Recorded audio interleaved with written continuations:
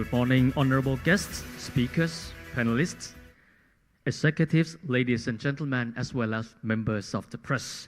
On behalf of ITD, I would like to welcome all of you to the ITD Forum 2017. This year is organized under the topic Linking Trade and Development for Inclusive and Sustainable Growth.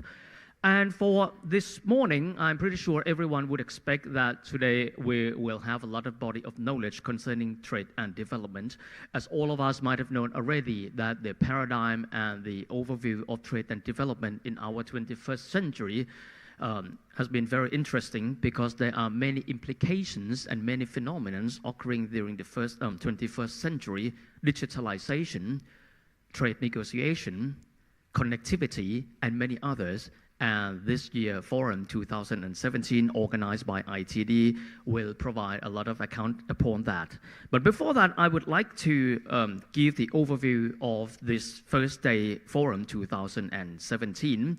First of all, we'll have the formality.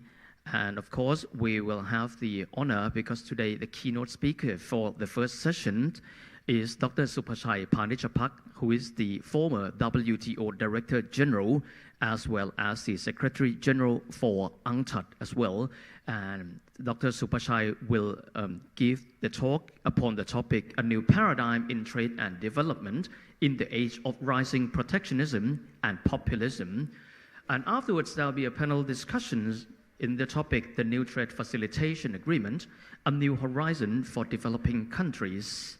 And afterwards, we will going to have the lunch break approximately at 12. And one thing today, the hotel will have their annual fire alarm test. It's right on this day, yeah? And that is scheduled on this particular day at 12:15 or 12:15. And that noise will last for 3 minutes. And I asked the management of this hotel already, and they asked me to communicate that none of us need to run. And therefore, we can enjoy and relax our lunch. And afterwards, during the afternoon session, we will have the session 2 upon the topic of connectivity, development, and regional integration, the agenda of CMLVT. Following by the late afternoon, we'll have the session 3, building the digital economy, a digital trade imperative. And finally, we will conclude today's sessions by approximately 5 p.m. And now I would like to bring every one of us to proceed further to the formality. And first of all, I would like to invite the Executive Director of ITD to welcome all participants. And please give a big round of applause for Dr. Kamalin Pinitpuwadon. Please give him a big hand.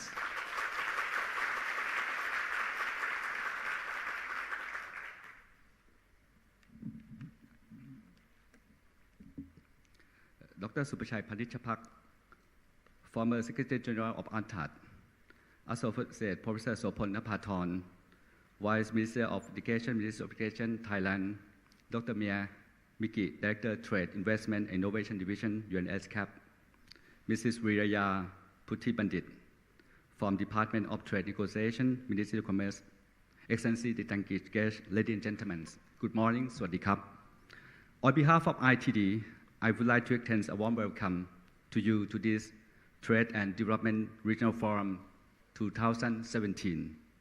This year's Regional Forum is dedicated to the theme of linking trade and development for inclusive and sustainable growth.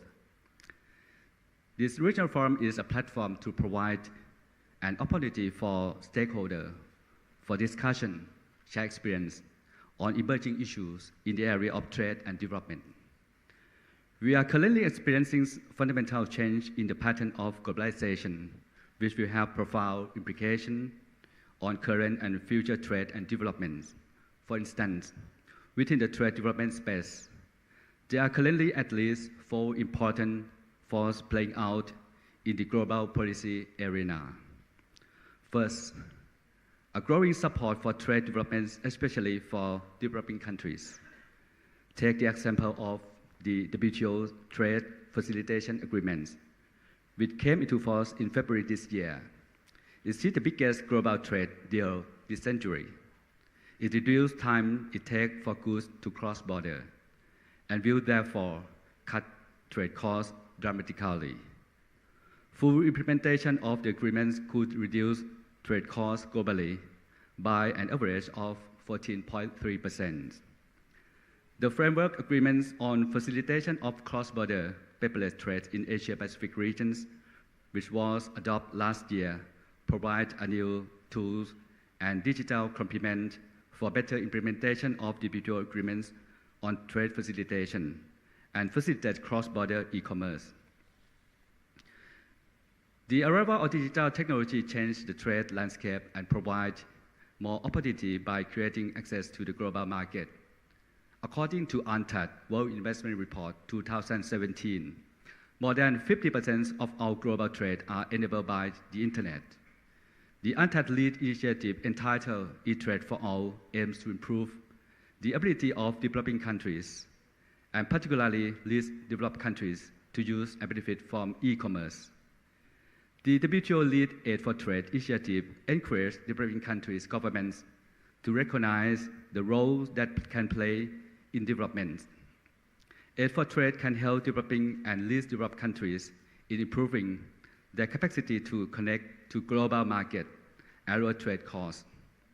Aid for Trade helped advance the 2030 Agenda for Sustainable Development.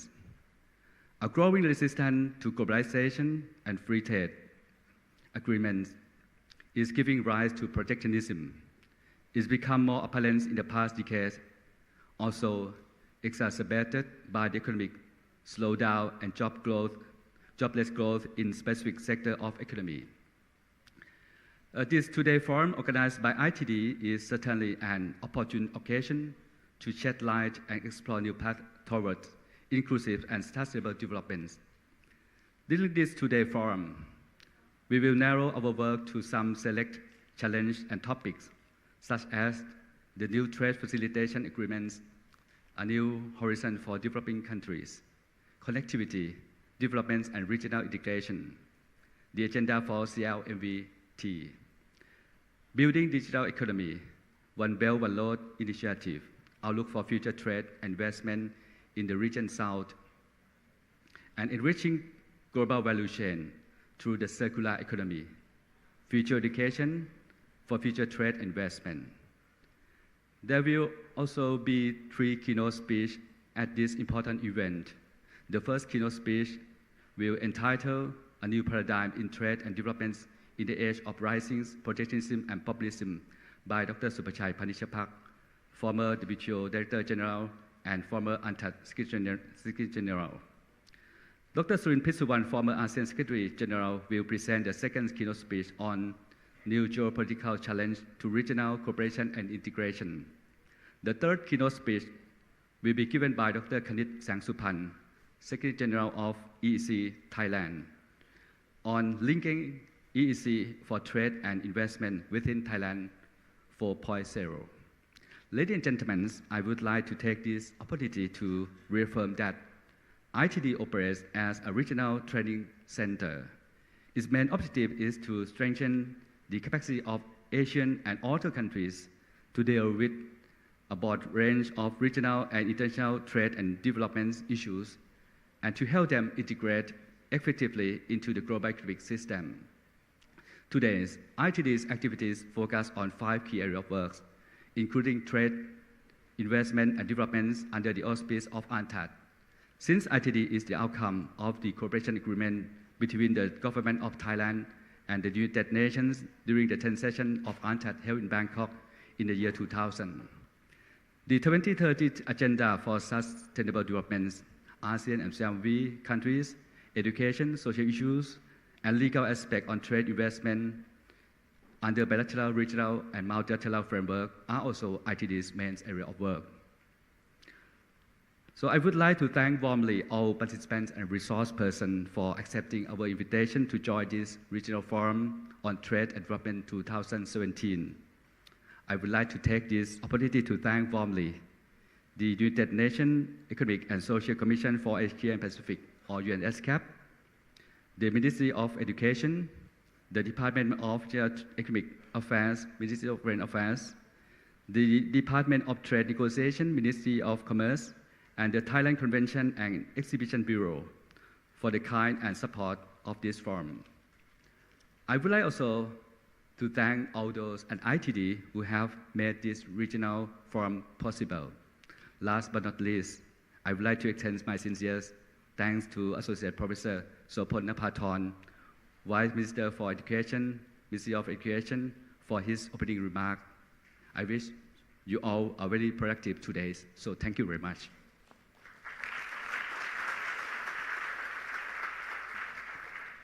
Well, and that was the introductory remark as well as the welcome remark from the Executive Director of ITD, Dr. Kamalin Pinit Puwadon. And now I would like also to invite the Director of Trade, Investment and Innovation Division from the UNESCO, Dr. Mia Mikic. Please give her a big round of applause.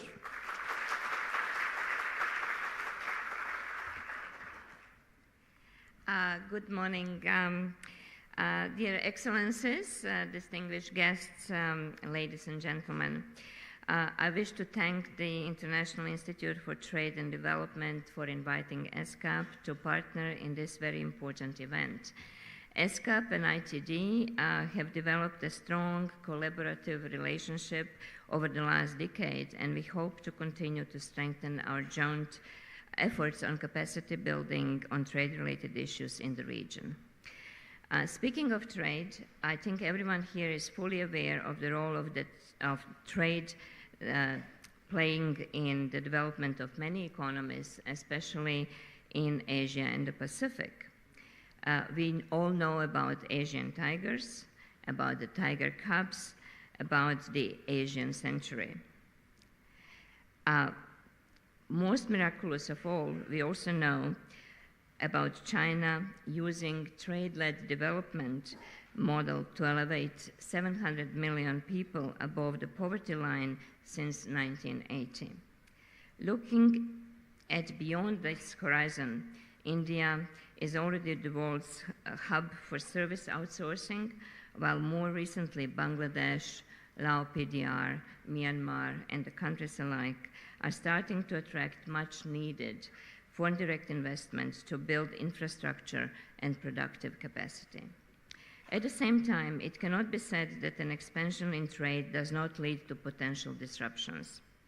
As consumers are benefiting from lower prices and more choices, it is inevitable that other groups would be negatively affected.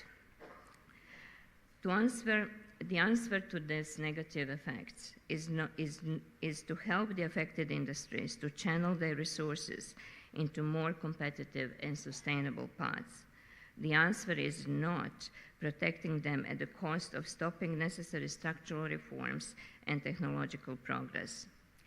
Trade practitioners and trade theorists both know that building fences might protect some, but only for a short time, while simultaneously hurting many over the long run.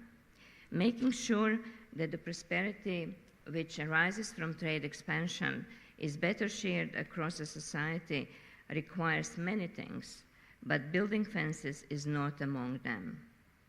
It is therefore saddening to see that the world is actually, in fact, moving towards building fences. Across the political spectrum, we have witnessed a rise in a nationalist, populist, protectionist rhetoric and the events that do not lead to freer and fairer trade. It is said because of the rapid rise in international trade that we saw between 1980 and 2011 that was faster than the growth of GDP, is now really come to the very low level.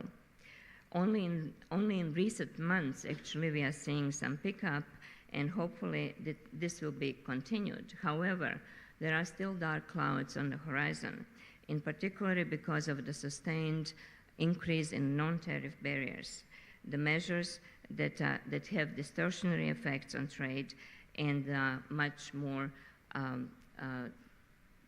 disruptive than the tariffs. The last 2 years has seen nearly 1,500 new measures instituted in the worldwide trade. These measures were assessed as almost certainly being imposed with the aim of discriminating against foreign commercial interests. At present, we all know the United States is currently considering using national security as the argument for protecting steel and aluminum industries, something that was unthinkable just recently.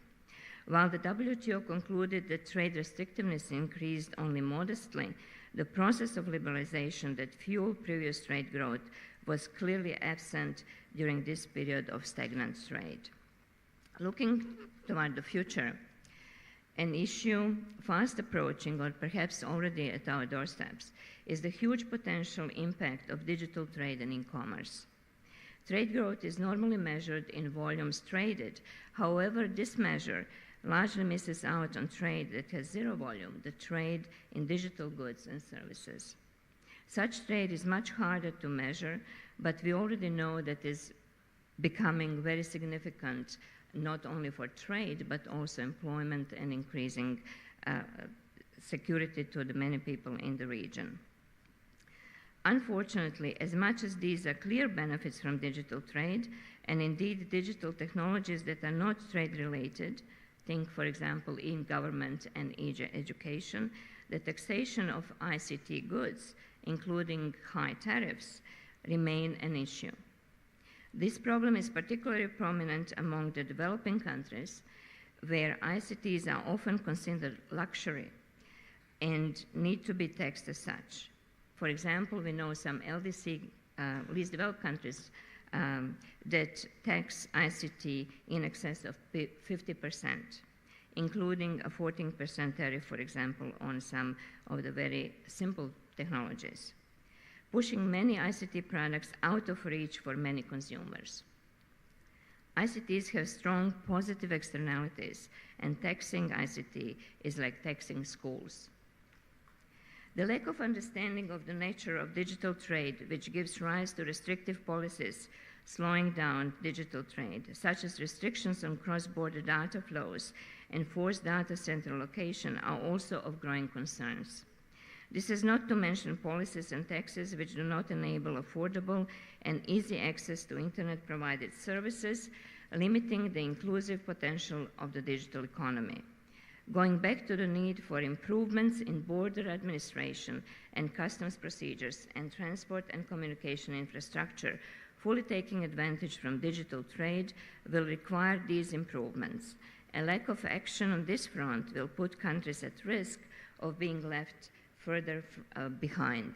And therefore, I would like to invite all the countries in the Asia-Pacific region to actually come along and sign the already mentioned framework agreement on facilitation of cross-border paperless trade, because it is very much in line in facilitating this modern digital trade in this modern time. To conclude, in addition to the issues I have brought up, let me also note that trade is not just about the exchange of goods. It also includes flows of capital. Think, for example, about Belt and Road Initiative, knowledge spillovers through technology transfer and innovation. Often innovation results from people moving around to share and gain new skills and knowledge. Stopping such flows may be detrimental for the development of some economies. Now, more than ever, we need to confront the rising tide of protectionism and the mentality that trade is a zero-sum game. There is a standard joke among the economists that if you put 10 economists in a room, you will get 11 opinions. But this is not so with respect to trade. 95% of economists agree or strongly agree that free trade is good and in the long run gains are larger than any costs that may appear in the short run. By the way, the other 5% are not sure about this.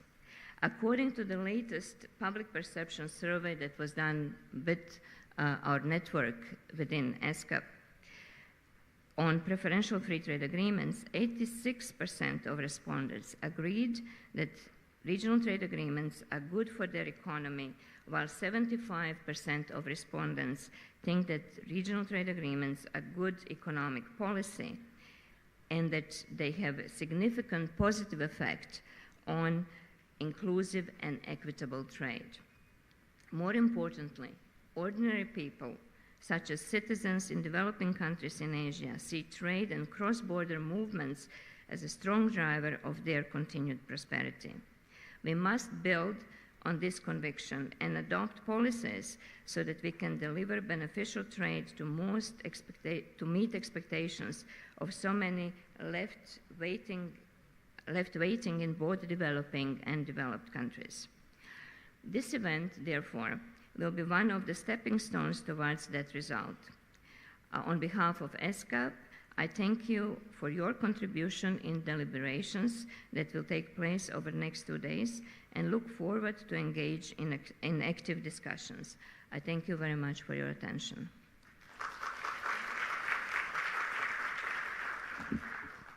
Well, and that was the comprehensive and very powerful introductory remark by Dr. Mia Mikic, the Director of Trade and Investment and Innovation Division from UNESCAP.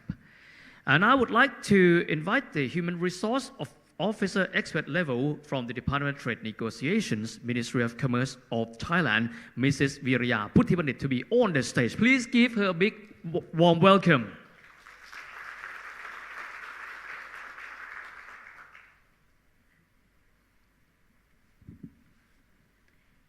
Excellency, distinguished guests, ladies and gentlemen, on behalf of the Department of Trade Negotiations, Ministry of Commerce, Thailand, partner of the Regional Forum organized by the International Institute of Trade and Development, ITD, I wish you a very good morning.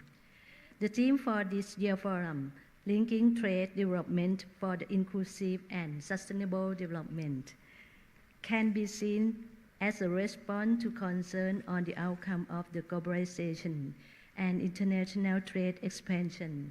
There is a feeling by many across the world that those at the top of the capturing the lion's shares of growth, suffering of social frustration, populist and protectionist discourse are benefit from the increased support notable in the West. In Asia, however, the commitment of free trade and regional integration and generally remain very strong, and trade is still considered as the key tool to achieve development. Yet here too, policymakers, economics professionals, representative of civil society, and others are thinking of the new approach and model to ensure that trade becomes to even more powerful to deliver inclusive and sustainable growth. I am confident that during the two-day forum, you will have the many opportunities to explore ongoing and future strategies to further the role of trade in the achieve share, possibility, and sustainable development.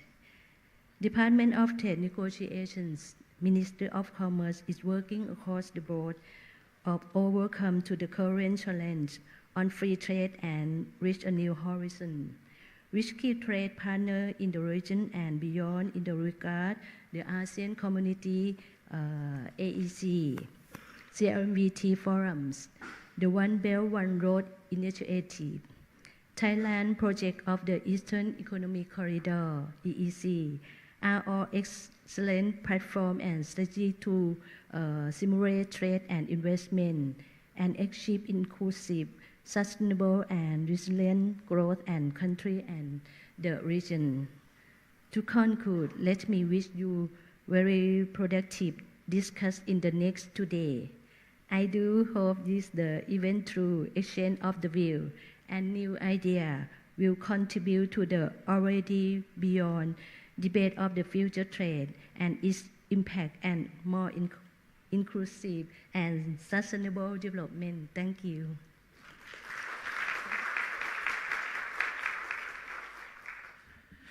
Well, that was Kun Virya Puthibandit, the Human Resource Office expert level, Department of Trade Negotiations, and from the Ministry of Commerce of Thailand. Well, and now I would like to proceed further to the opening address And today we are very honored to have the Vice Minister for the Ministry of Education for the opening ceremony of the Forum 2017. And may I now invite Associate Professor Dr. Sopon Napathorn, the Vice Minister of Ministry of Education, to be upon the stage for the opening remarks. Please give him a big warm welcome.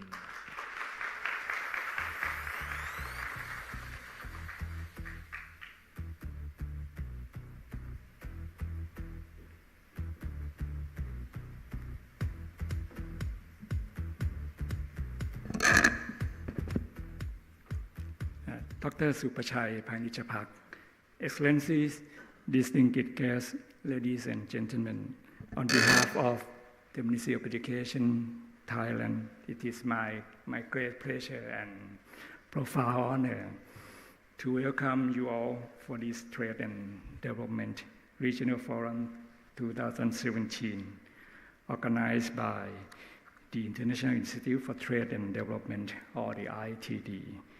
Today, it is a truism to say that we are experiencing difficult times with growing social impatience from persistent inequalities of income, from wealth and opportunities, global economic stagnation, weakening commitment to multilateralism, and climate change, to name a few of the current challenges we need to address.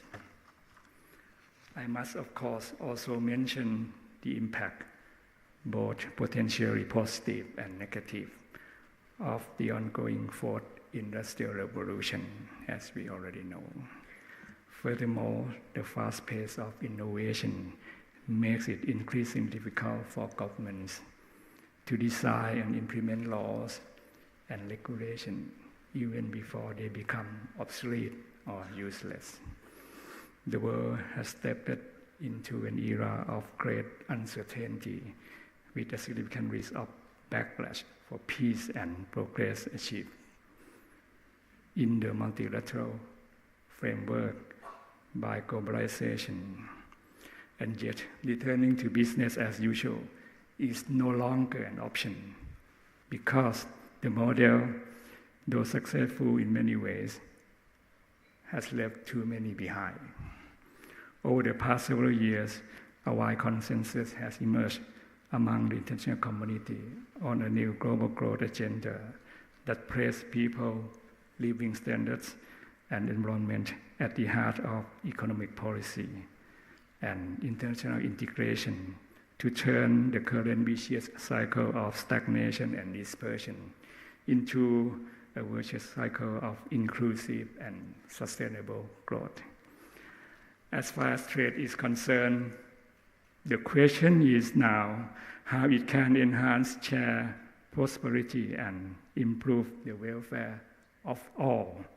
This question on the effect of trade and economic development, the distribution of benefits, and how it may restrain the policy space is no longer limited to developing countries, but is relevant all over the world. And there goes the theme of this regional forum, linking trade and development for inclusive and sustainable growth. In this regard, the role of governments is key to redesign and reinvent policies to respond more effectively to decelerating growth and rising inequalities. New policies should target at empowering all people to contribute and benefit from a fair share of economic expansion. Removing barriers to opportunity is not enough. Policymakers must also furnish all people, including marginalized groups, with the capacity to flourish, giving them strong foundations for learning and adapting throughout their life in a fast-changing and often disruptive world. The digital revolution and other new technologies, while providing vast opportunities for such inclusion, are also raising additional challenges. For instance, the demand for high skills and investments from people and firms induced by the digitalization and automation have a huge potential impact on employment and equity. As emphasized in the Reserve World Investment Report by UNCTAD, investment and investment policies will play a critical role in transforming these challenges into opportunities.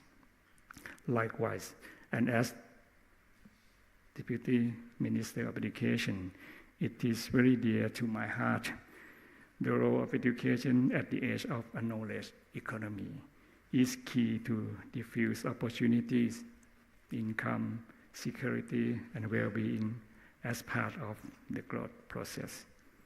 In this global context of transformation, I strongly believe in a leading role for Asia. Actually, there is one way of looking at history of humanity to support this.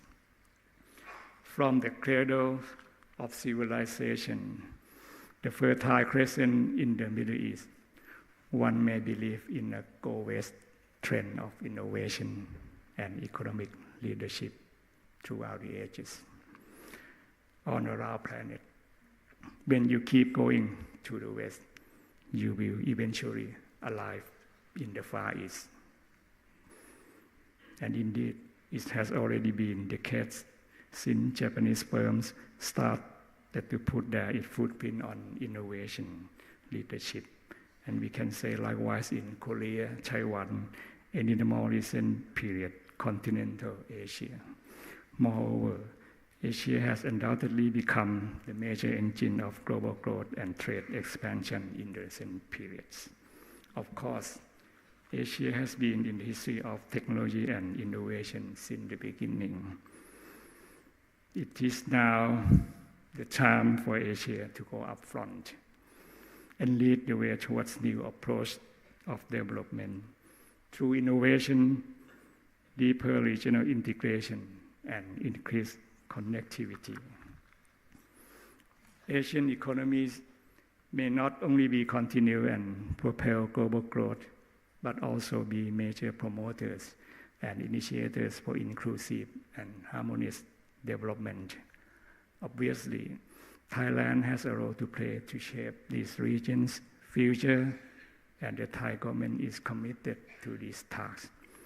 With the design of a new economic model based on creativity and innovation, Thailand 4.0, the Eastern Economic Corridor Development Project that notably aims at increasing regional connectivity, and the country's presence and initiatives in several regional platforms to promote and open regionalism and a deeper integration.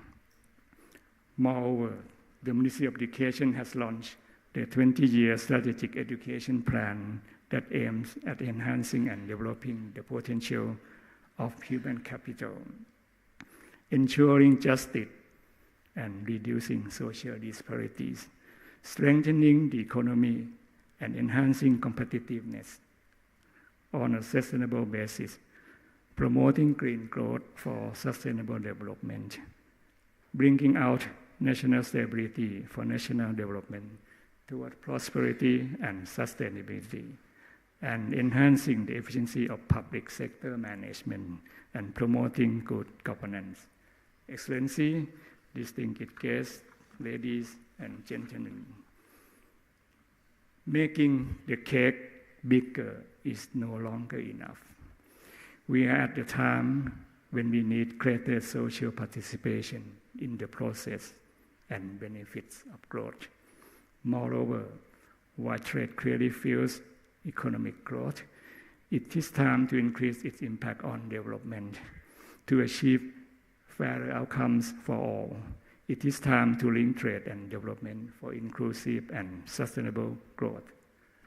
I wish you all a very fruitful today forum. Thank you. Well, thank you very much, the Vice Minister, Associate Professor Sopon Napathorn, for the opening remark for this.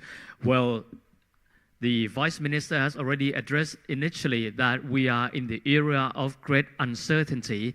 In whichever way that we might feel about that word, it is the fact and the truth. And the only way that we can turn all the threats and all the uncertainty into opportunity for every one of us is to collaborate together, not only people in the circle of trade development, but rather in other sectors as well, including education, which is of course a strong fundamental to turn this world into a very pleasant one towards the globalization of the 21st century.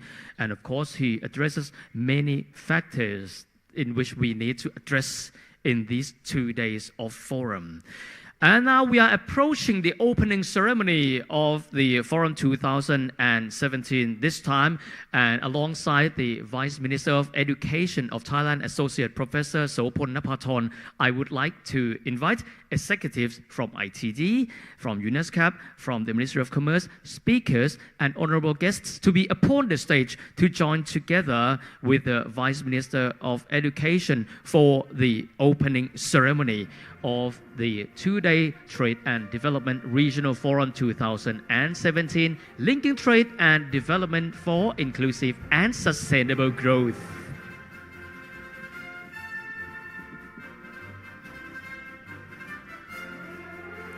Well, and upon the stage, of course, honorable guests, speakers, and some panelists together, and we are now approaching to the opening ceremony, and I will signal the countdown from 5, and once the Vice Minister places his palm on the glass bowl, we will signal and we'll declare the Regional Forum 2017 opened.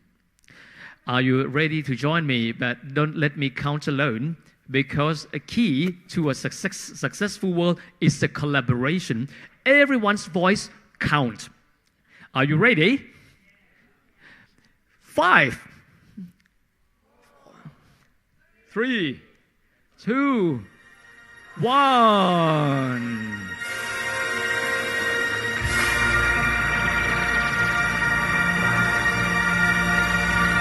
Well, and now the ITD Trade and Development Regional Forum 2017 declared open, linking trade and development for inclusive and sustainable growth.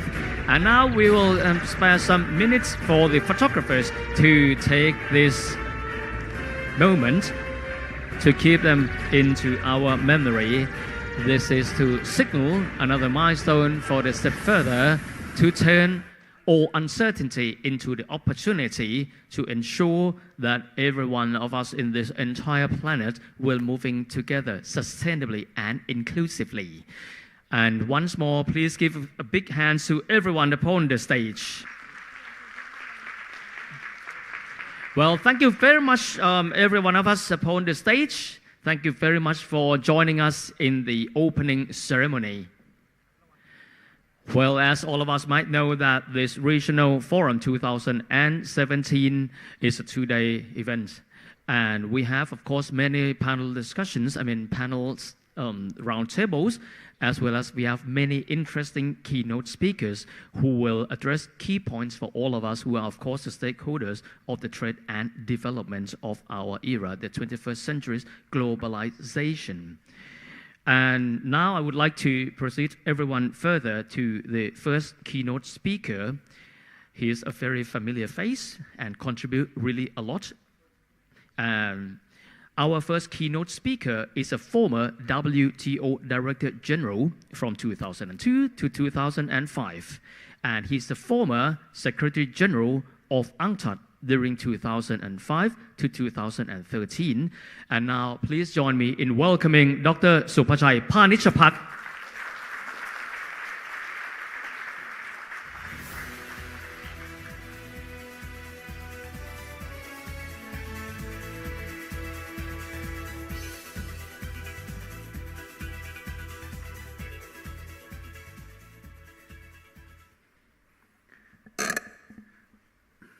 Dr. Sopon Napathorn, Vice Minister for Education. Dr.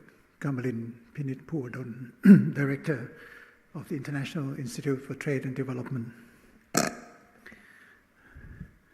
Dear friends and colleagues, ladies and gentlemen, it is really a rare occasion that these days I would have the chance to be speaking at least about some of the issues which used to preoccupy me for more than a few decades, and particularly in the last decade when I was very closely involved with the rise, I wouldn't say and fall, the rise of the multilateral trading system throughout the 1990s into the beginning of the new millenniums, and now I don't want to predict the demise of the system, but when I heard the MC announcing that we're going to have a fire alarm test, I thought he was meant it for the global trading system,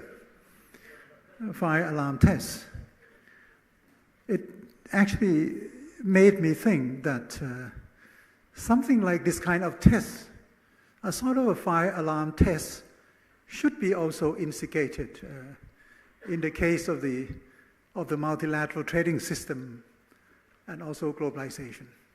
We should raise some fire alarms sometime because, as you all know, we are very much at a crossroad, as a crossroad of how to wriggle ourselves out of the so-called the new normal situation.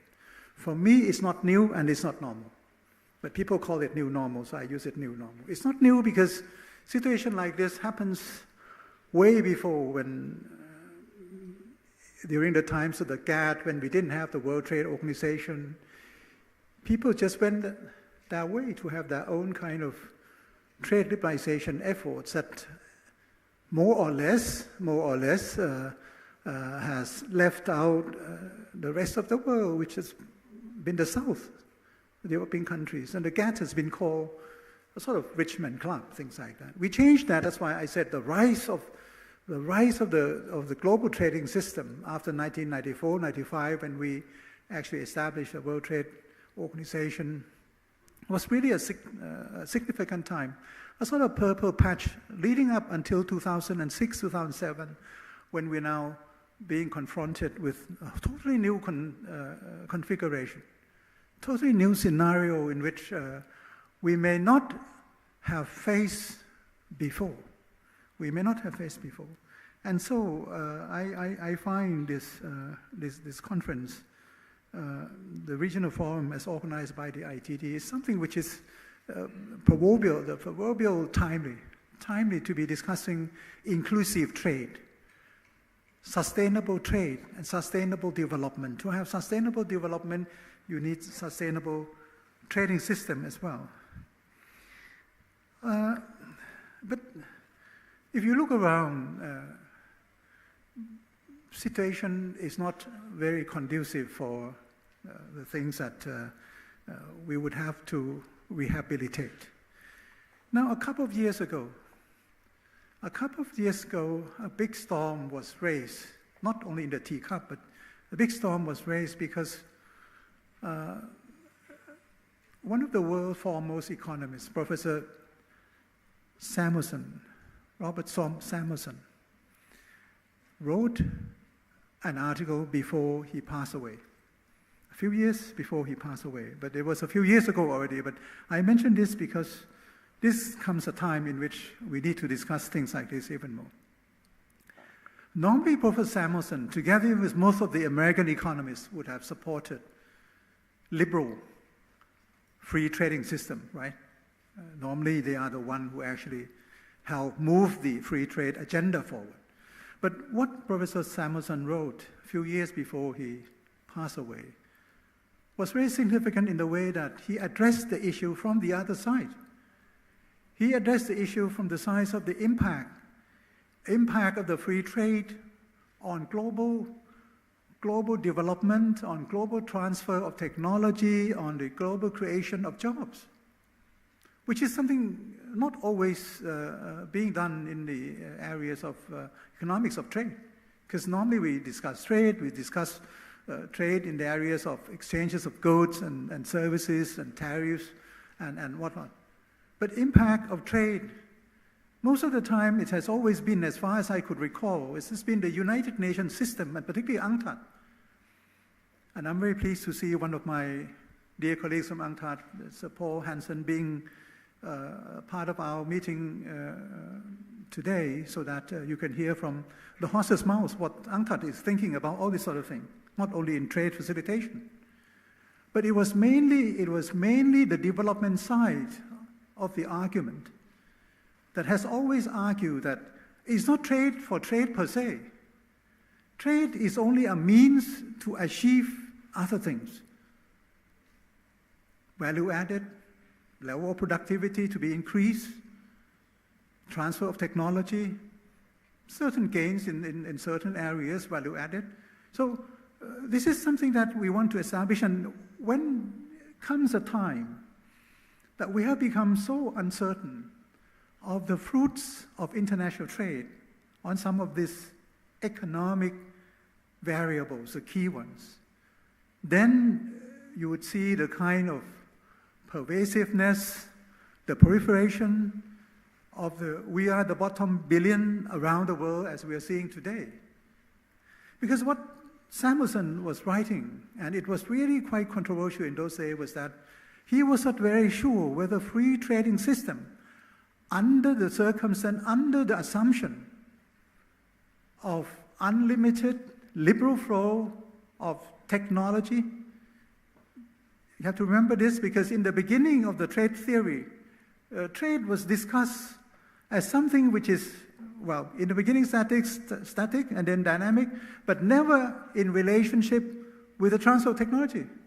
Simonson was saying that when there was free trade, and when you have countries with lower cost of production competing, that is okay, because then you can compete through R&D, as we've been saying, compete to the quality of of our products, compete through the transportation and other things, better trade facilitation and things like that. But when you have the technological development which is easily transferable throughout the world, the gains that have been made through, let's say, the cheapness of wages can be elevated to the level that it's not only the cheapness of the labor intensive and things like that.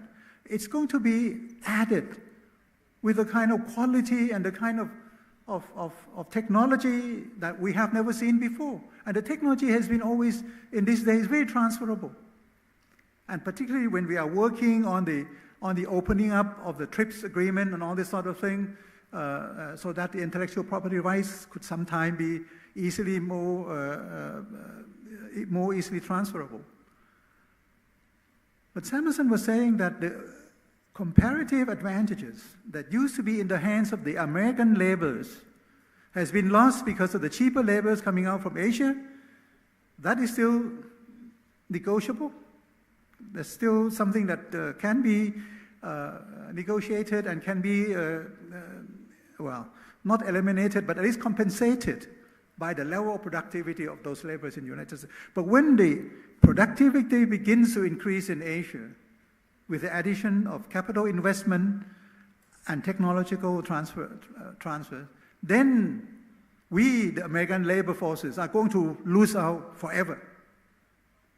That the transfer of job is going to take place on a more permanent basis. And this has actually created quite a storm, because Samuelson was saying that under the new circumstance of a free flow of technology, maybe we have to think twice. And that has created a lot of surveys in the United States, people being asked of the questions whether they are, still in support of the free trade agreements. And you can see that gradually every year in the United States, as well as in Western Europe, that the support for the multilateral system, free trade system, has been less and less every year. Whereas in other parts of the world, and particularly in Asia, the Asian economies remains quite open, very much trade-oriented. So you can see that in order to wriggle ourselves, in order to wriggle, actually to move out, to jump out of this new normal situation, which is very depressing, low growth, very, very high unemployment, youth unemployment, huge, massive, twice the size of normal rate of unemployment, trade flows around the world, anemic, 1%, 2 percentage points, compared to 6, 7, 8% before the subprime crisis. So things are really quite driven into a corner as to how we're coming out. And the way that economists has been telling the world that we should wriggle ourselves out of this by not going through the old model of export-oriented macroeconomic policies. We should turn a little bit more inward to be more balanced. What they say is to balance domestic demand with external trade. Right? We have been told that, if you have listened to some of our colleagues in the West, particularly in the United States, you would have heard that the Asians are actually the culprits of everything. The Asians, of all people, the Asians are the culprit of everything. The Asians save too much. We save too much. We send too much of cheap capital to the US so that the US consumers and households can borrow so cheaply and spend and spend and spend until they just collapse. So this is a fall of the Asian. So they turn the whole theory upside down, and what we have been told is that the Chinese, the ASEANs, and all these people in Asia, they should save less, invest less, consume more, eat more, consume more, be more greedy. You have one car, you should have 10 cars. You go on holidays once a year, that's little, that's chicken feed. You should go 10 times a year. You should keep consuming.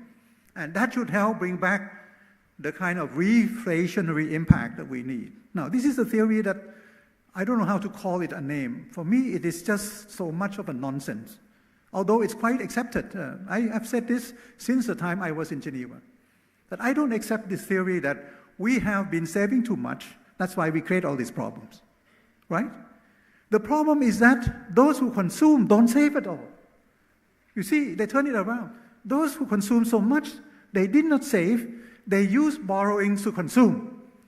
Why the Asians, they save, they consume, they invest so much investment, so they create excessive capacity. Yes, the Chinese at the moment, the biggest problem in China is how to wind down the excess capacity.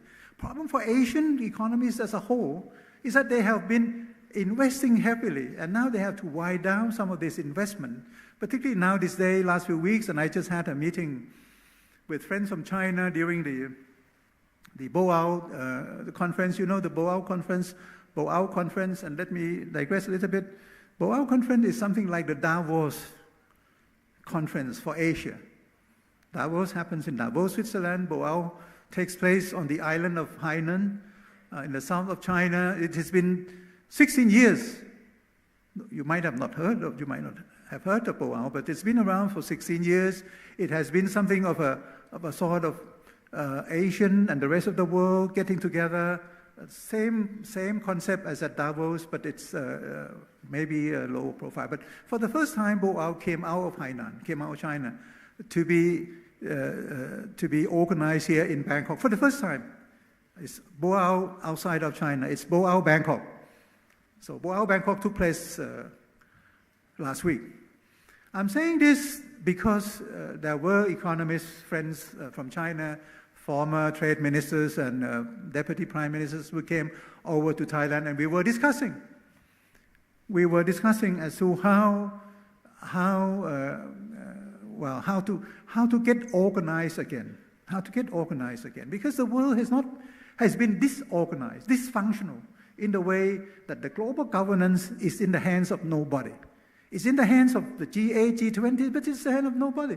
It doesn't make any real impact on policies around the world. Were you not surprised when you saw President Xi Jinping appearing at the Davos conference January this year, and none of the leaders of the United States being represented there? Well, of course, Mr. Trump was still to be inaugurated and things like that. But what Mr. Trump was saying in the United States and what Mr. Xi Jinping was saying in Davos was just whole opposite. It used to be on the other side. Yeah, and now it just swapped parts. President Xi was saying, look, the ills of the world today are not because of globalization. The ills of the world today are not because of globalization.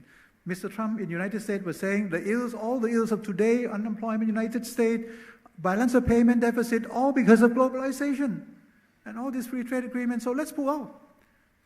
President Xi was saying, no, we need more of this, we need more globalization. Chinese will work with the rest of the world, with China, with Europe.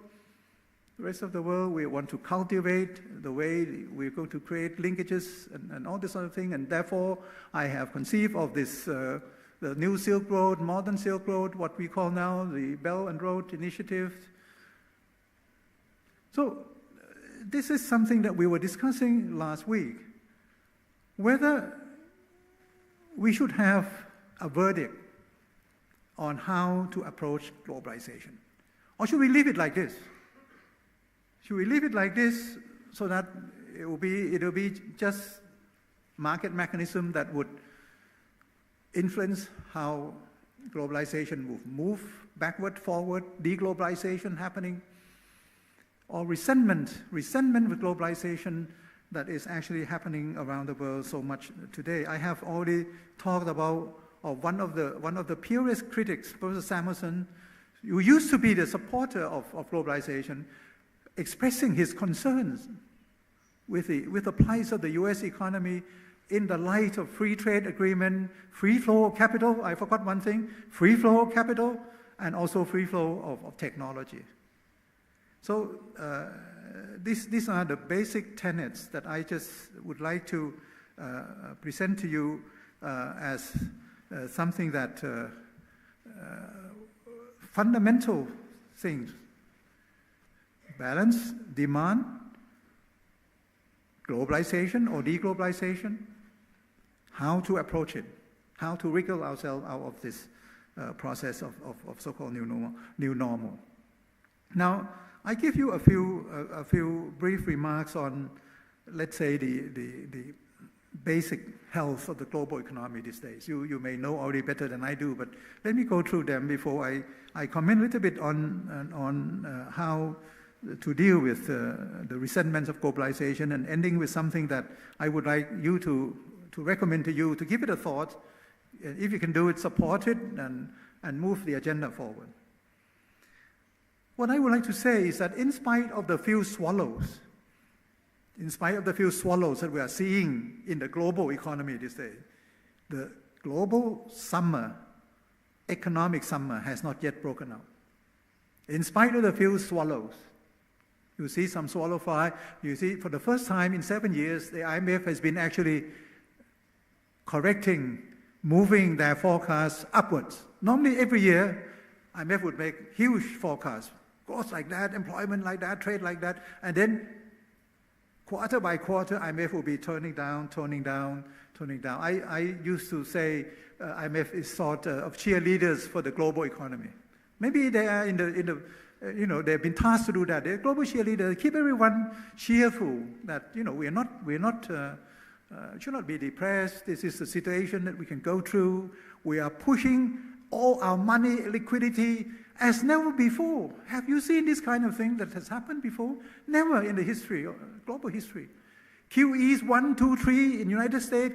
Europe would not do QE in the beginning. Later they decided to do QE and not ended yet. Japan started to do a huge thing in QE. So you can't imagine how much cash we have flowing around the world these days. It's just tremendous, massive. And where do this cash go through?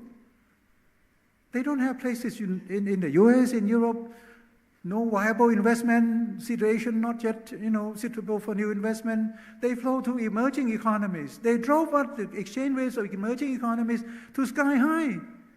And at the time, the global economy was suffering because there was anemic growth in the modern world, in the industrialized economy. Emerging economies like those of us in Asia and Latin America and some in Africa, they were carrying the burden of having growth a little bit so that we can have some decent global growth. And because of the pushing out all these funds around the world with no global governance, and they do not give a care. They don't give anything about, not worry about where the funds will flow to. So all these currencies, exchange rates of the poor economies, emerging markets, shot to the roof.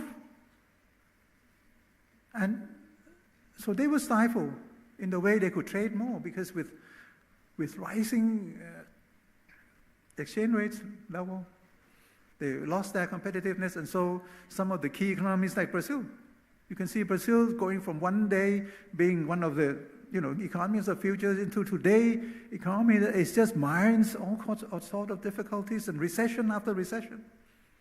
See, only Asia now moving forward with 3, 4, 5, 6% growth that could be maintained. But you can see that the way that we are correcting this trend of new normal and deflationary condition is not really the right way. How we could address, and the swallows that we are seeing today, swallows in the United States economies, that the Fed in the past 2 years could have raised 4 times the interest rates to now a bit over 1 percentage point, I think, 1.25, 1 to 1.25. Today, the Federal Reserve, Miss Yellen, has come out and tried to warn the world that, look, I mean, this is going to be something which is gradual. We're not trying to tell you, all the world, that we have already actually overcome all our difficulties.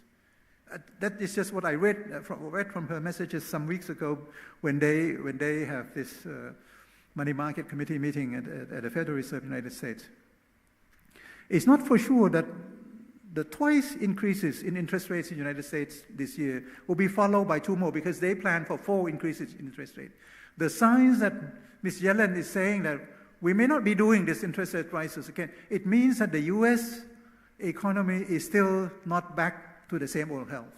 It may have been able to sit up on their bed, but to start running, or even to think of competing at the 100 meters run, it's not possible. And the key issue, what the main stream economists these days are looking at is at the rate of inflation. Can you imagine today, compare it to, let's say, a few decades ago, when we had to fight against inflation? Today we are fighting against the non-rise of inflation, the deflation. Today, the US Federal Reserve is saying, because inflation rate in the US is just lingering, very dormant, down below 1.2, 1.3, now 1.4%, below the target of 2%. In Japan, the same thing. In Europe, in Asia, in Thailand, the same thing.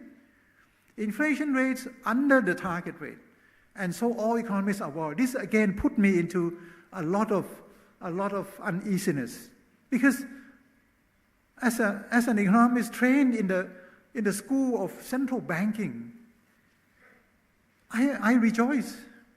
I just rejoice in seeing that we are living in a situation where the threat to the livelihoods of the poor people because of the rising inflation is not there.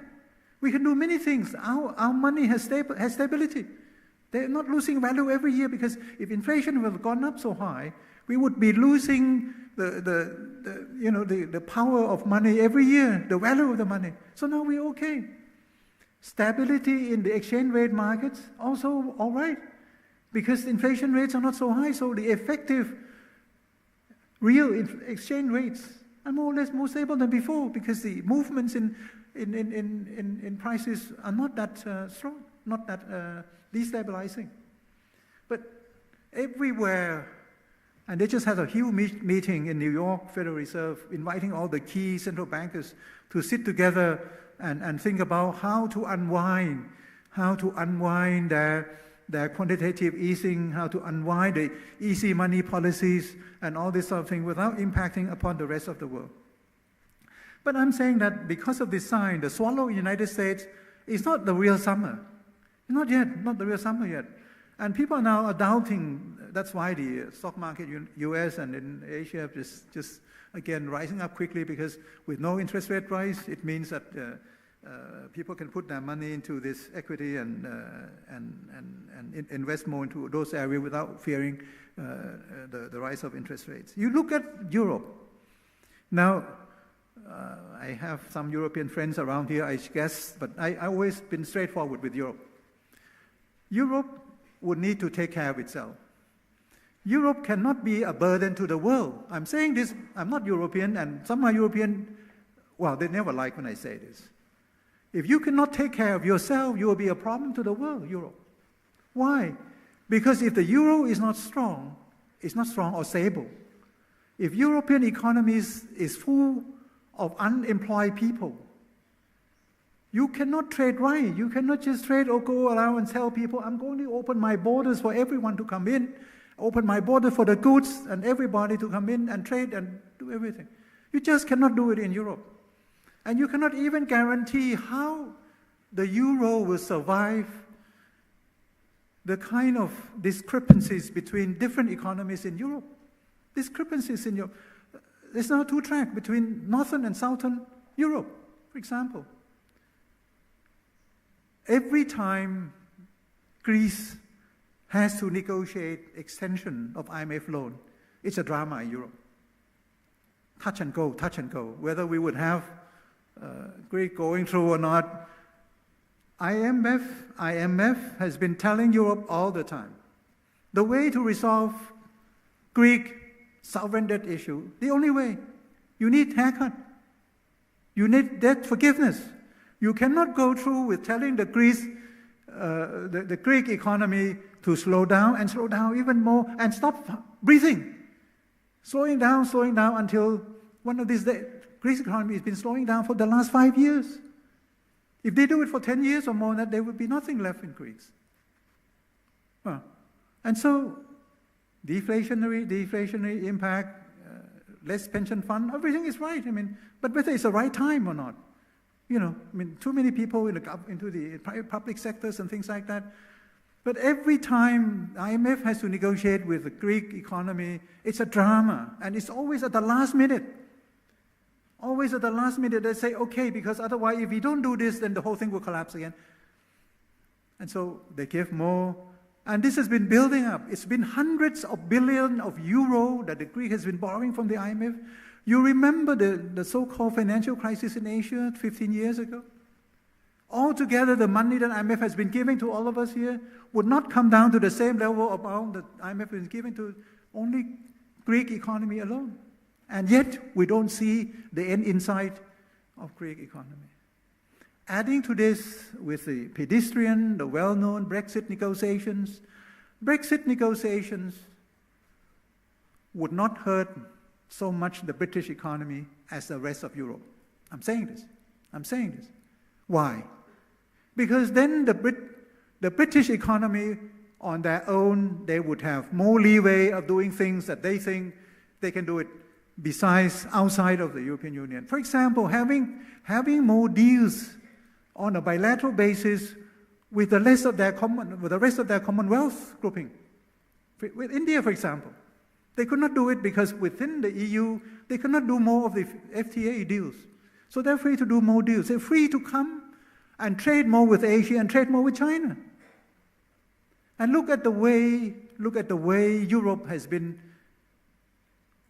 very much supporting the initiatives like the AIIB.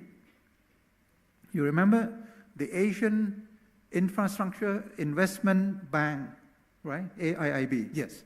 That the Chinese has created a few years ago. Now I just had a discussion with the chairman of my friend Jin Likeng, chair of the AIIB. He told me, I asked him, look, be careful because your bank, the Americans are not subscribers, are not membership. Japan, they both, he said, don't worry. Our banks has more than 80 membership, more than 80 countries membership, more than the Asian Development Bank.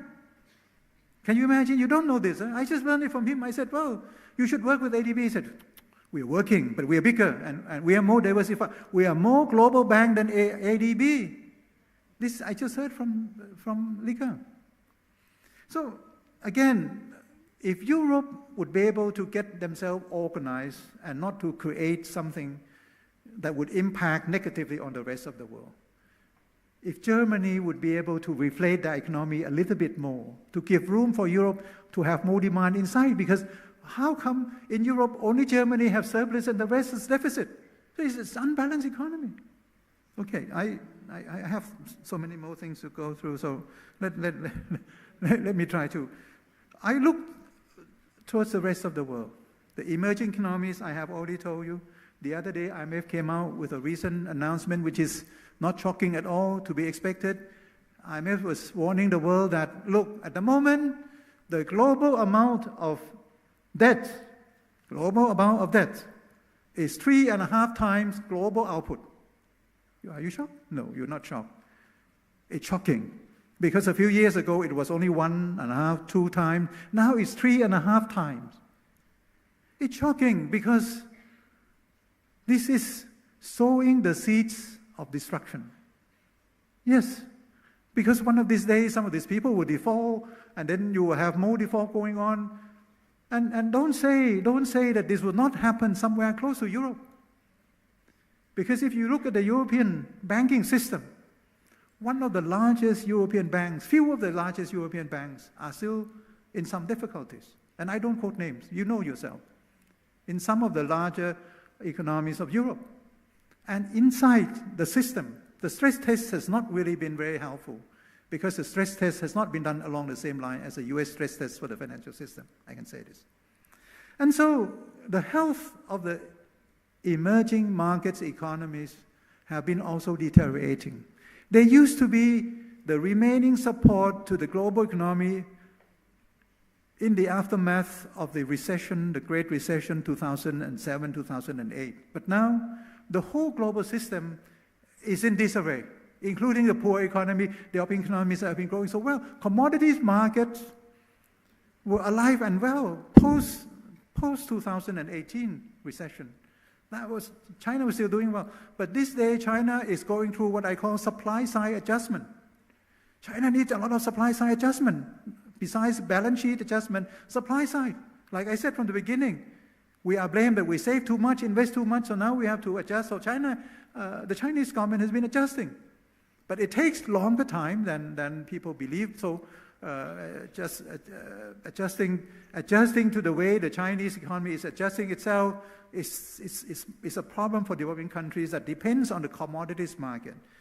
That the commodities market this day is still not really in the doldrums, but not moving up. Oil prices moving up and down, so the rest of commodities are not doing so well. So we do not see a lot of movement in those areas. And you can see that although we do not want the world economy or world trading system to be concentrate or centric on any US-centric, Europe-centric, or China-centric, or anywhere else, it's moving in the direction of China more and more.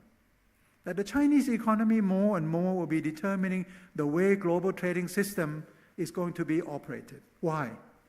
Because of the kind of global value chain, the new, I wouldn't call it new, it's something that we just realized it's been around for so long, but the global supply chain, regional supply chain, the value chain has been around all these years. The international trading system has been actually driven on the basis of the supply chain. This is obvious.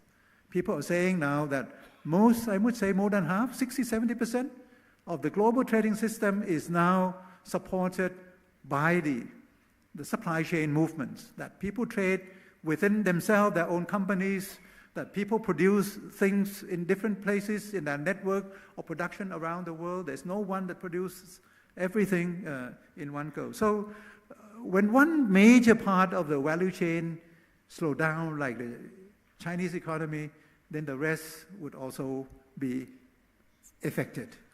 And of course, global value chain has been dominated by the Asian regional value chain in Asia. 60-70% comes from the value chain in Asia. So actually the Asians determine all this, and when China-centric kind of trade development in Asia is predominating, you can see that while China is adjusting, the situation is very much under the cloud. So to add all this with the uncertainties coming out of the so-called geoeconomics and geopolitical agenda, then you see really something which it may not look like the 1930s Great Depression. It may not look like the situation before the First or the Second World War, but the kind of change of power that is taking place. The change of power.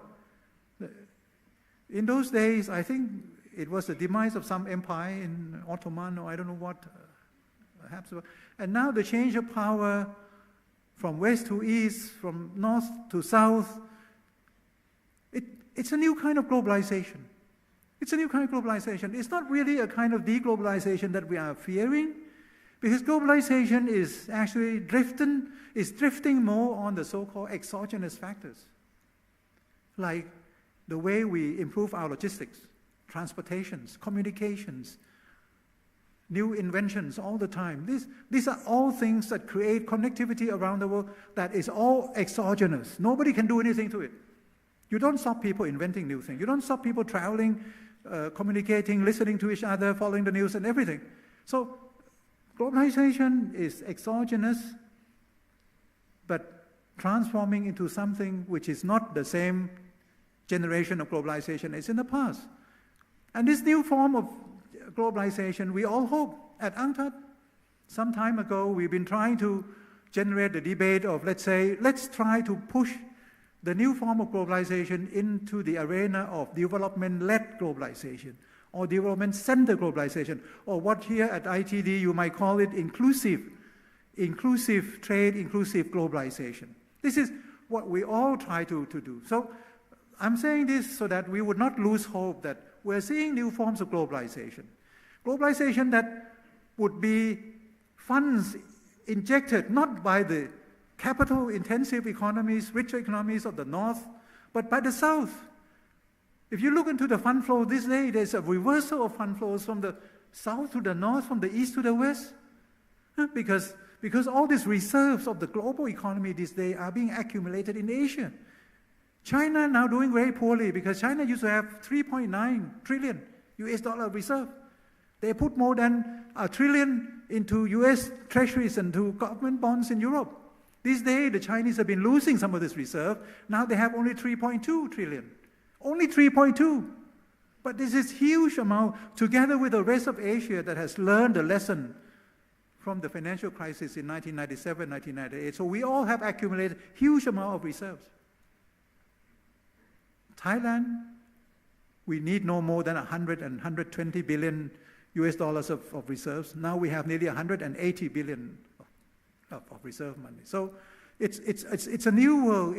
It's the East, it's Asia buying up all these concerns, companies, entities around the world. So it's a reverse kind of globalization, so that instead of the West and advanced economy taking over companies from the East or the poorer countries, it's just the other way around. And this is something which is healthy. Globalization should move both ways. East and West, North and South, triangular, it should be everything in balance. Not anyone playing the role of a hegemon or somebody dominating the rest of the world. So this is the kind of trend we are seeing. But of course, all these geopolitical issues in Asia, in the Middle East, in the Eastern Europe, they're not very much helpful. So we have to take care of all these things. Now, the impact on globalization, what we are seeing,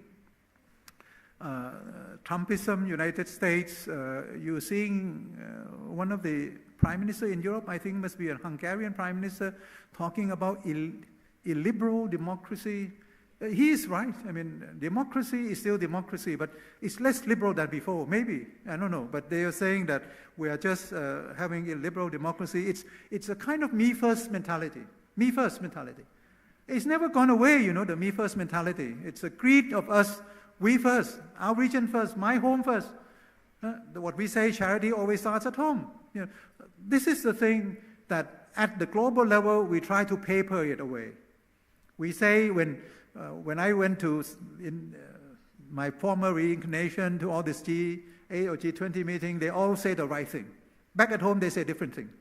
Still, we're seeing this. So I have been saying all this all the time that let's do away with all this G8 and G20. They're not creating any value added to the whole global governance system. They're just delaying the way we should re-establish the global governance in which we all could participate.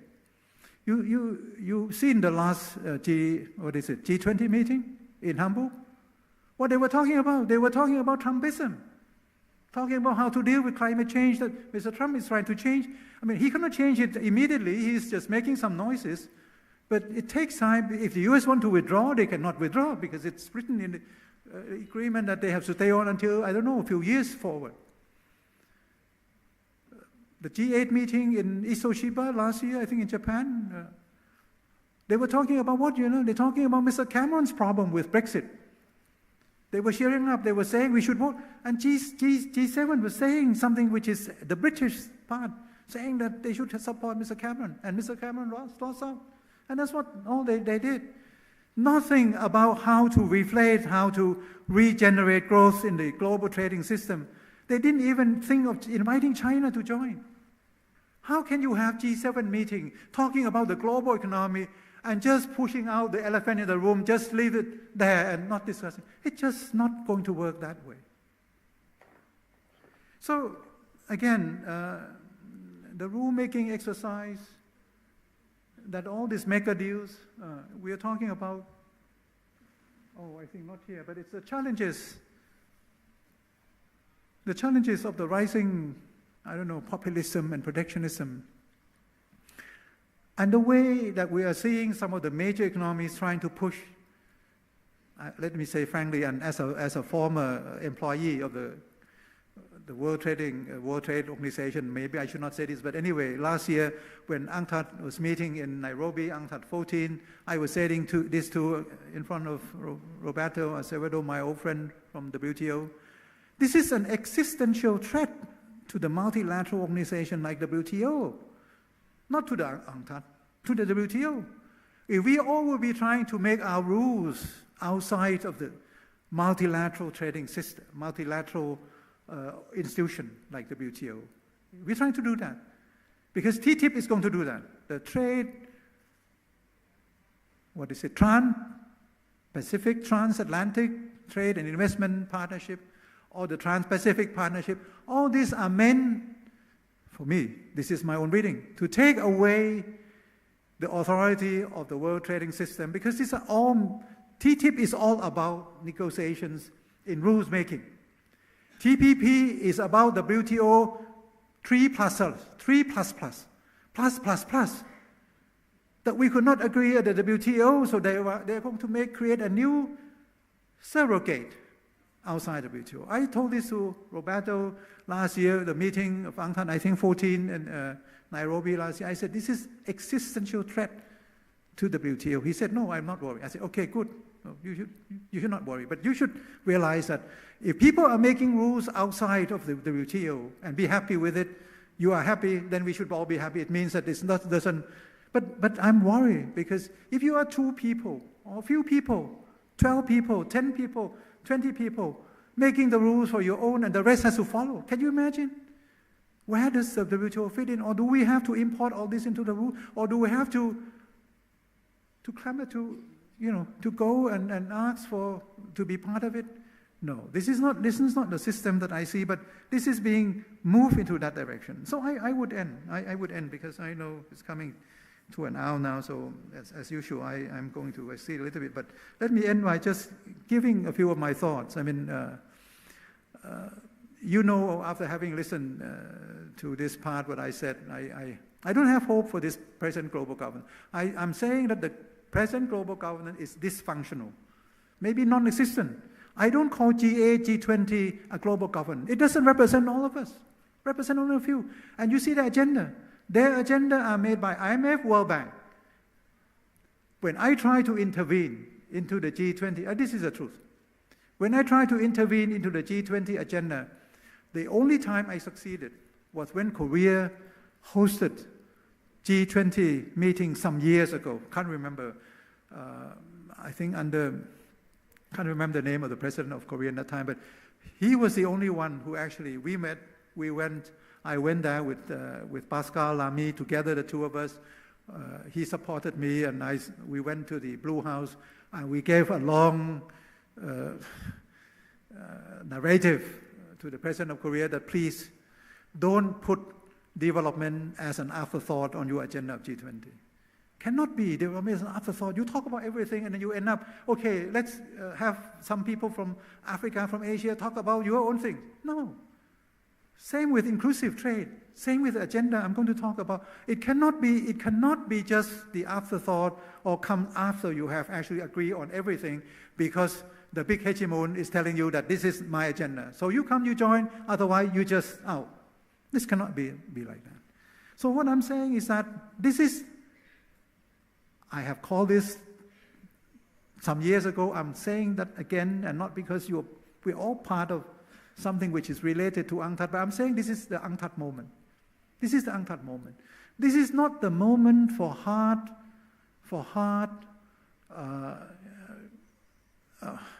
aggressive negotiation processes. I don't think it will work out that way. We're now too much coming up to be more equal, and sometimes even more equal than people would expect. With the strengths of the capitals and the transferable technology, before too long, we would see a different world. So it's not something that all this, people playing the same role, being very powerful all together, that they can agree on a single undertaking with 20 agenda, 170 of us talking. No, it cannot be done. So what we have to do is to try to dissect, to reduce all this global agenda into things that are really helping towards inclusiveness, sustainability, the Agenda 2030. Agenda 2030, the most important agenda on that one. There are too many, I don't know, 160, 70 targets. There are 17 goals. Goal 17 is for me the most important, if I remember correctly. Goal 17. It's about global partnership. It's about global partnership. It's about global governance that is to be participated by all the world, particularly the poor countries, the open countries. This is about inclusiveness. Can you see Asian participating in IMF at the World Bank? No. At the moment, IMF belongs to the European. My friends from European, they should be happy. Small country in Europe, they hold big shares in the IMF and they dictate. They have the controlling share, whatever IMF would decide to do. They want to give the role to the Chinese renminbi or not. They voted. Now they said, okay, it's okay. And they voted on the quota reform for years. Christine Lagarde, my dear friend, head of the IMF, used to tell me that I would do belly dancing. She would do belly dancing. Of all people, Christine, this is what she said. I mean, this is not a secret. She said, I would do belly dancing if the US Congress would rectify the IMF reform. This is a reform of the quota that would allow all of us to participate. IMF is a global agenda. How come it could belong as a personal proprietorship of someone? And least of all in Europe, which is coping with the worst kind of financial crisis ever. Cannot be done. Would you lend to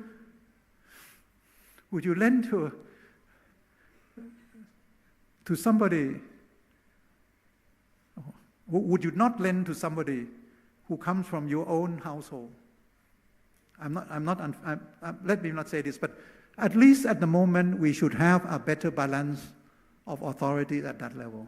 SDR, which has been asked by us at the AUN for time and time again, that SDR should be elevated to more international levels so that we can have a better liquidity support for international trade. Well, no, cannot be done. The reform of quota, inclusion of renminbi, just allow. Now renminbi is part of SDR, so that is done. But Chinese economy is still being, quote unquote, called non-market economy. Russian economy is a full market economy. Is this something which is comparable? Russian economy, full market economy, Chinese economy, non-market economy. This is still part of the international organization agreement acceptance, which is for me not acceptable.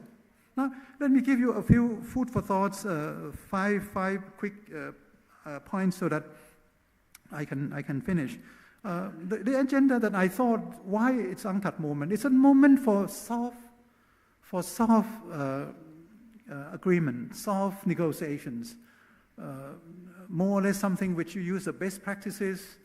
You do the sustainability thing. You try to convince that these are the best practices to be sustainable. You know what UNCTAD has been doing: sustainable stock exchange, sustainable investment, things like that. So this is nothing. The first thing that came to my mind is something that in Asia today and in poorer countries around the world, the application of geographical indication. The GI is something which is, when I was there, I could not even mention the word GI in the lobbies of the WTO, because some of the major economies would just come up on me and say, look, you just be neutral. You don't support GI. GI must be supported.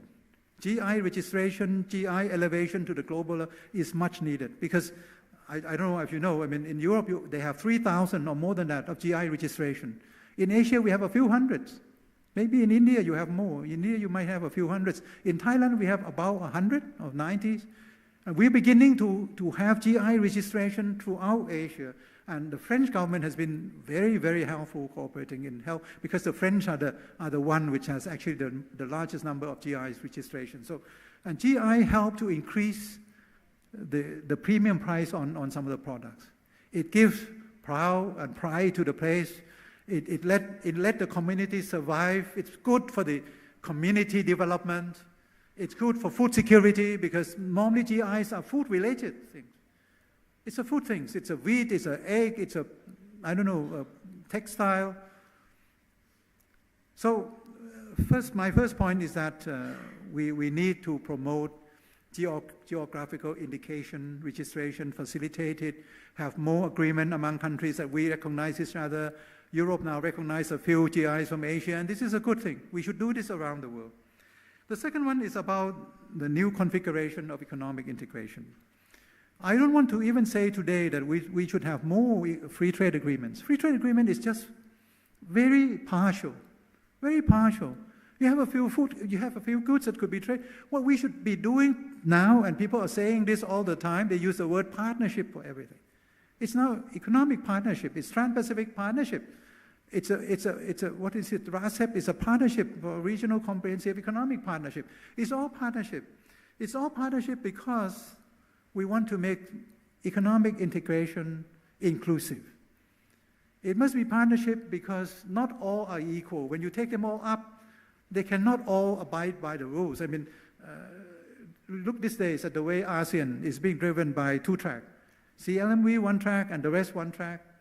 And when I criticize TPP, I criticize TPP for one major thing. TPP never takes up the poorest part of ASEAN into negotiation. They don't include the CLMV. CLMV has been included. CLM, Cambodia, Laos, Myanmar were never part of the TPP.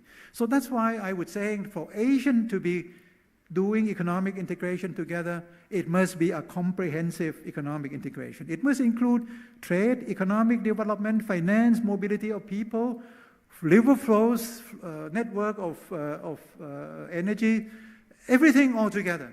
It must be like a regional development plan for the region. So this is one thing, and this actually, I don't say that I influence, but this, what we have done at UNCTAD with UNESCO, we've done the Silk Road kind of thing way before the One Belt, One Road. My colleagues from UNCTAD could testify to this. We've gone through several meetings together, but we want to drive forward the revival of Silk Road, not only purely on pecuniary economic benefits alone. We want it to be cultural. UNESCO was part of the cultural thing. UNESCO was actually the progenitor of all these ideas on the revival of the Silk Road. And we did the work on the revival of the trade routes along the land routes and the sea routes. We even have meetings somewhere outside of China in Korea, because Korea used to be part of this maritime Silk routes as well. So these are the new configuration of economic cooperation. The Silk Road, the Belt and Road, is actually an economic integration exercise. Formerly, it would have been called a free trade agreement, but if it had been called a free trade agreement, nobody would have gone to the meeting in Beijing the other day. But when it's called Belt and Road and connecting Asia through Central Asia to Europe, now train runs from China, Chongqing, to London in 16 days. It saved nearly 2 months instead of going through the other side of China. So now it's only once a week.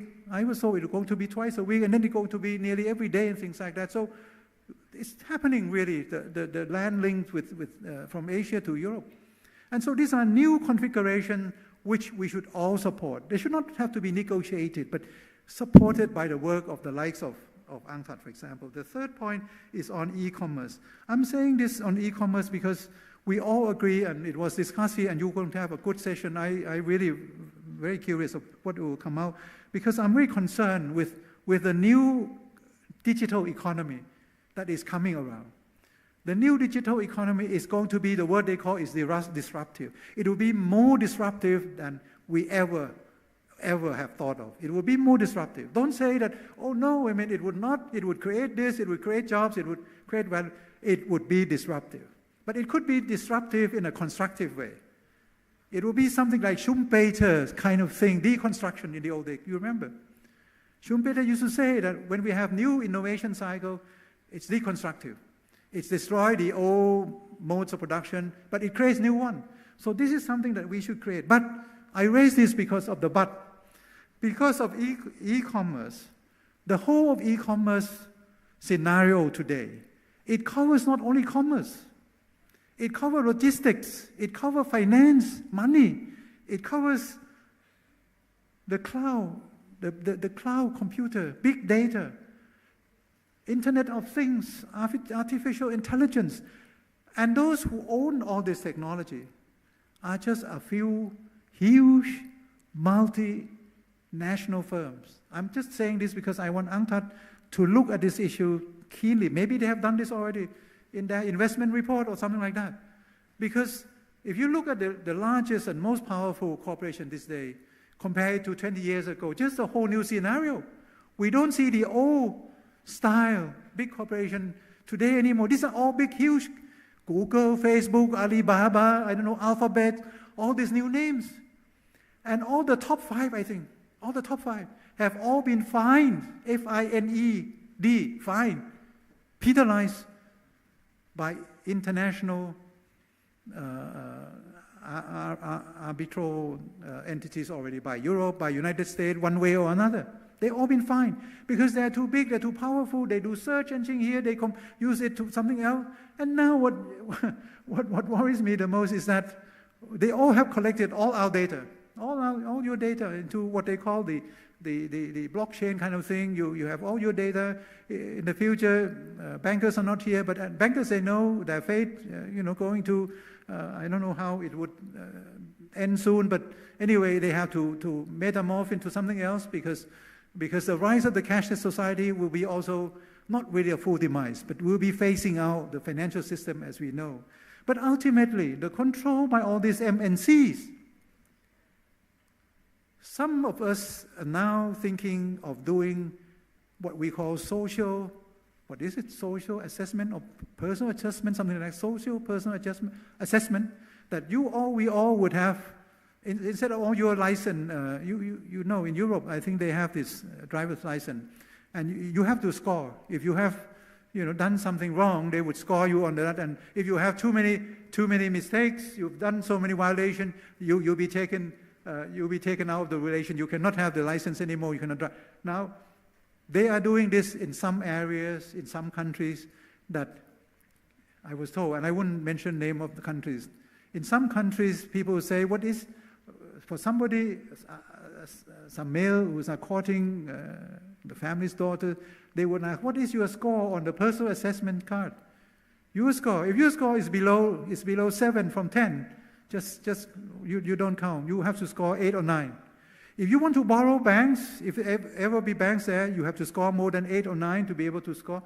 And many things. If you want to apply here and do things, all the things now, all these are in the cloud and everything's in the blockchain and all related programs that can control this. And they can use face, they can use person. So it's something which is beyond. And so we have to begin to think of, we cannot limit all this. Because, for example, when Alibaba was talking that we are providing platform for all the SMEs to trade, Alibaba is owning some of the largest financial institutions in the world today. With Alipay and doing all these Chinese tourists, hundreds, millions of them going out in the world, they use only this pay and no banks are involved, and then they can pay on their smartphone. And this is going to happen all over. It's not that bad.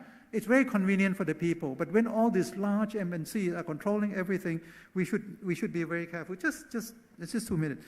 The fourth one is on the evaluation of supply chain. I still like the UNCTAD 2016 Trade and Development Report, UNCTAD 2000 last year. UNCTAD, you should have a look. It actually deals with some of the issues of supply chain. We sometimes have too much of a blind faith in the way supply chain is being operated these days, and us in Asia, we just love supply chain. Thailand loves supply chain. We create AECs to enhance our supply chain and things like that. But UNCTAD has a lot of important analysis to say on the supply chain. Because some of the supply chains are actually limited the choices of countries who are down up there on the supply chain. There are a lot of concentration. But down below, a lot of competition, small players, but up there, all people control everything. So to come up on the supply chain, it's not that easy. And supply chain sometimes now replaces the industrial policy that UNCTAD is almost just paranoid about. And I do agree, because supply chain cannot replace industrial policy to help industrialize countries in an inclusive manner. And I would like to end now with the last issue of trade and currencies. These days, when people look at how to push blame on somebody else and to use a lot of non-tariff measures, whatnot, currencies are going to play a role more so than in the past. Currencies actually in themselves, you look at Japan, United States, Europe, currency in themselves do not determine now the trade flow. Regrettably or not, I don't know, but it doesn't mean that when you have, Japan has been trying to push for the yen to come down, and yet Japan still cannot reach for the kind of reflation of their economy and selling more abroad. It's something else. It's a structural comparativeness. It's an education, investment in human resource, and something else, it's innovation. It's many other things. But countries are using exchange rate manipulation as a ploy to, back at our neighbor kind of policies and to limit trade and put constraint on trade. This is not really justifiable. And of course, in Asia this day, we have learned with very sad lessons from 1998 that we would not allow excessive borrowings, particularly in foreign currencies. So all these Asian economies that have been hit in those days are all accumulated huge reserves. And so gradually, our currencies will be influenced because of the movement of the way we try to accumulate and reserves. And so there will be intervention by government into this exchange rate market. And it will be difficult to pass a verdict on who is doing manipulation and rigging the market or not. And I just would like to advise that I don't think the WTO can actually deal with it. There have been efforts when I was there in Geneva to try to have some thoughts of some thought-provoking processes, dialogues on currencies war, but it's not really the place to do it. It's IMF and maybe UNCTAD and the UN could initiate, some thought. UNCTAD has always been having the kind of good solution for this. UNCTAD has always been saying that in order to prevent currency war, we should have some codes of conduct. Codes of conduct. Code of conduct is not really a fast rule. I said we need soft laws, the kind of UNCTAD laws that people can look at it, you use it, you don't like, you don't come to. But if you like it, you can come together. Nobody forces anybody to come to the meeting. But at least, like in Asia, if we all are going to go through our appreciation of currency, we might as well go together and having a balanced, stable relationship among all these countries. And it would be better than just having the IMF telling us what to do and not to do, and most of the time they would be wrong. Thank you very much for your attention. Well, thank you very much, Dr. Supachai Panichapak, the first keynote speaker. He really offers a new